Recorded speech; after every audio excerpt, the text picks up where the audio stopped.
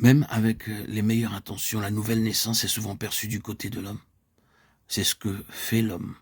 Par exemple, l'homme a pu faire quelque chose, il a levé sa main, ou fait une déclaration, ou signé un certain document, ou pris une décision.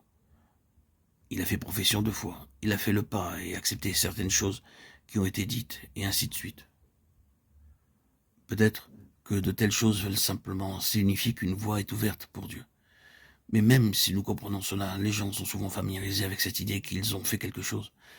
Ils ont accepté Christ, ils ont accepté le christianisme, ils ont fait un geste, ils ont agi et sont devenus des chrétiens à cause de l'acte qu'ils ont accompli. Or, et sans vouloir tout récuser, il est très important de reconnaître que la nouvelle naissance n'est jamais la conséquence de ce que nous avons pu faire. En réalité, elle n'est même jamais accomplie par un acte de notre propre volonté ou de notre propre désir ou de notre propre esprit, pas du tout. La parole déclare lesquels sont nés, non du sang, ni de la volonté de la chair, ni de la volonté de l'homme concerné ou de l'autre homme, de celui qui veut l'obtenir, non, mais de Dieu. Si Dieu n'intervient pas dans la vie d'un homme ou dans l'histoire de l'humanité en faisant intrusion, comme cela fut le cas depuis le ciel, si l'Esprit Saint ne couvre pas cela et que lui-même ne produise cette nouvelle vie, il n'y a pas lieu de parler de nouvelle naissance et il y aura quelque chose qui manquera. Vous vous demandez peut-être pourquoi ce message. Je vais vous en donner la raison. C'est un grand souci, et souci est un faible mot quand nous considérons les chrétiens et la chrétienté.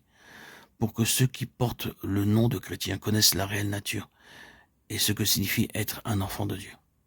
Et cela pèse sur nos cœurs, parfois même de manière oppressante au point de nous bouleverser, car il semble que parmi les croyants, beaucoup n'aient saisi cela que de manière externe, par leur volonté, par leur propre choix, sans réellement avoir saisi ce que signifie être né du ciel. Or, dans cette œuvre de restauration du dessein divin dans notre temps, il faut qu'il y ait un authentique rétablissement de la signification même de chaque partie qui le constitue. Il est donc aussi nécessaire de connaître, concernant la nouvelle naissance, ce que signifie être né d'en haut et être un enfant de Dieu. Je me suis demandé peut-être, bien à tort, si parfois l'ennemi n'était pas heureux de mettre d'innombrables personnes dans une fausse position chrétienne, car il sait que le jour viendra où le vent les emportera bien loin.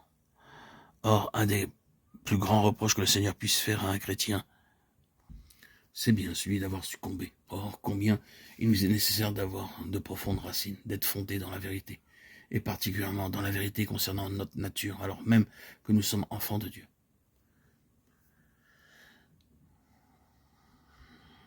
Le jour viendra où notre position de chrétien sera profondément et terriblement testée.